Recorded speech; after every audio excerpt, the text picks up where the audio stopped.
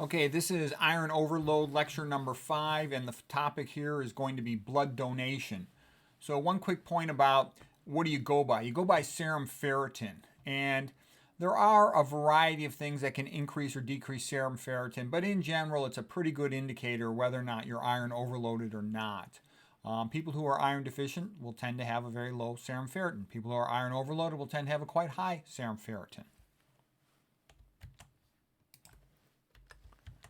Okay, a couple points about blood transfusion first. Before we talk about blood donation. Blood transfusion is a lot more dangerous than people think it is.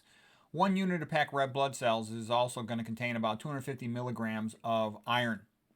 And this will increase the saturation of transferrin in the blood. The transport protein is transferrin in the blood. Persons who get repeated blood transfusions will tend to become iron overloaded. When transferrin saturations go above 60, that's when you start to get a more marked increase in free iron occurring in the blood and an increased predisposition to reactive oxygen species, a form of oxidative stress. And we know we talked about hemochromatosis in the last lecture. This can damage your pancreas. It'll increase your risk of bacterial and viral infections, increase your risk of allergic reactions to transfusion. Anyways, it's not good to be getting transfused a lot. Sometimes you need it. It could save your life, but it's a bigger deal than people think it is. It can also reactivate dormant bacteria. Okay, now the idea of blood donation. So blood donation is also called phlebotomy or therapeutic phlebotomy or de-ironing because you're removing iron from your body. The important thing to know is what is your goal? And your goal should be to keep your serum ferritin in the ballpark of 25 to 100. You know, Zacharski, the world expert, he would say even better, keep it 25 to 80. You know, for example, mine, because I used to eat all those high iron cereals, was 240. Then I donated some blood. It dropped down to about 190. I only donated half a unit because I didn't feel so good. And then just by avoiding iron, exercising a lot, I've gotten it down to 140 since then pretty rapidly in a couple of years. Okay, I'm going to keep on going until I get it down lower, below 80.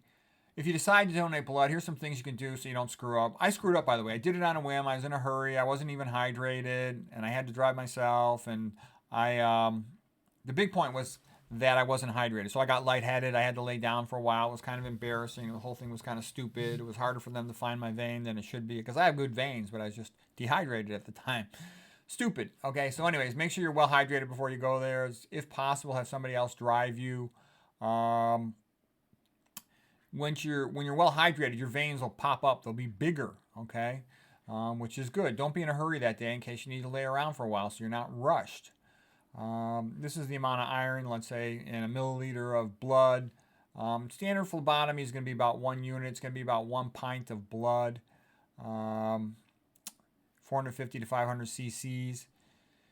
You can do minimal blood volume donations, which is about half that, or let's say like 250 cc's. That's what I would do the first time. The other thing you could do is you talk to your doctor. They might let you, whenever you draw blood, like let's say to check your total cholesterol, check your vitamin B12 level, your serum ferritin level, whatever blood test you're going for, ask them just to pull off a couple tubes and to discard them.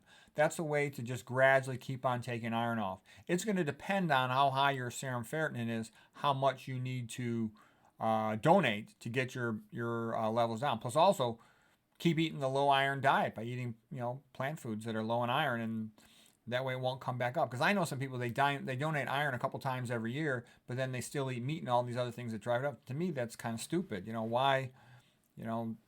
Counteract the benefit of what you're doing. Just do the good stuff. Eat the best diet and only do the blood donations that you need to. So anyways, that's pretty much how that works. Let's see if I got one more slide here maybe. No, that's it. End of Iron Overload lecture number 5.